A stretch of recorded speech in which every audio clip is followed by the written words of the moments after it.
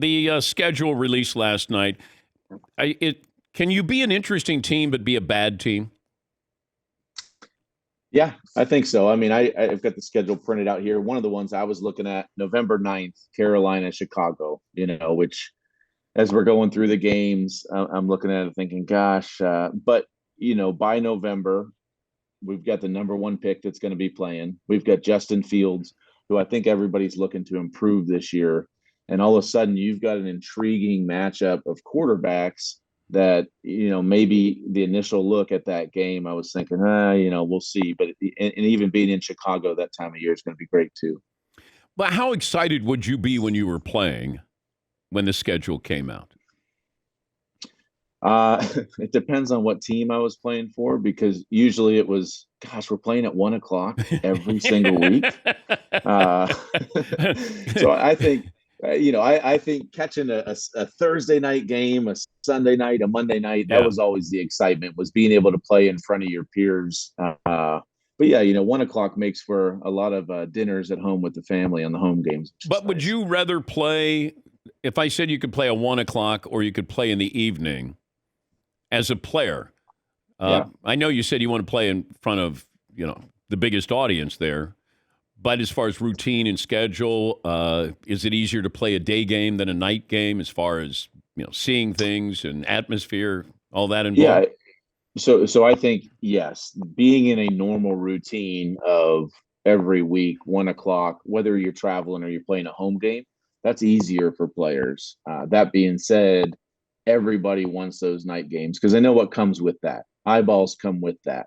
That means that the league views you as a team that has a chance to be legitimate.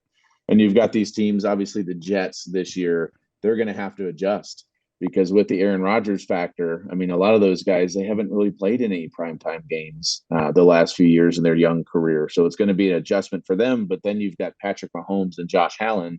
Those two teams in Kansas City and Buffalo are so used to, okay, we're going to have 5 or 6 a year. I'm not sure why the Chargers have 6 primetime games. I understand Buffalo and Dallas and Kansas City. Well, yeah, I mean, I don't need to explain to you that, the LA market, obviously, but also Justin Herbert. I think there's so much intrigue around him. And, you take Justin Herbert, who has had multiple coaches now, and you insert Kellen Moore, who's led the highest scoring offense the last few years in Dallas. I think there's a lot of intrigue around that team. And, I would say it would be an understatement to say that they underperformed last year with the hype and the expectation of what their defense was supposed to be with all the new additions last year.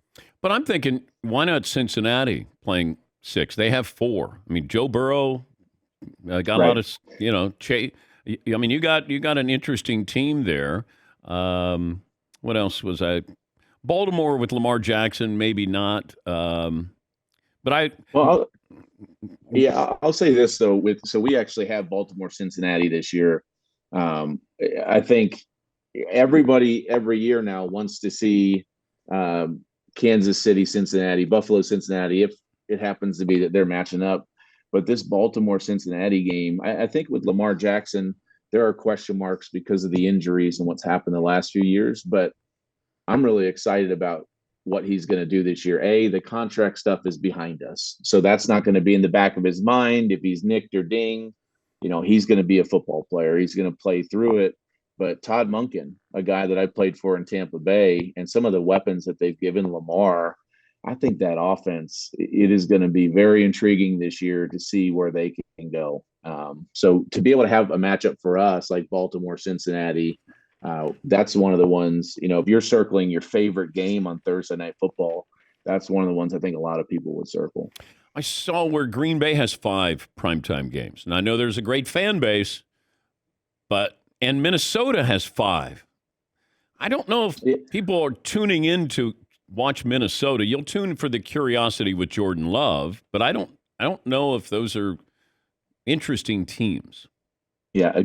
So the Green Bay stuff, we have them week 4, which I'm very happy we have them early because there is a lot of intrigue, right? There's a lot of intrigue about Jordan Love and what this team is going to do. But I also think you're going to see, Coach LaFleur, we're going to see what kind of coach he is, because there's no more Aaron Rodgers. And I think you rely so much on your veteran quarterbacks that you take it for granted sometimes.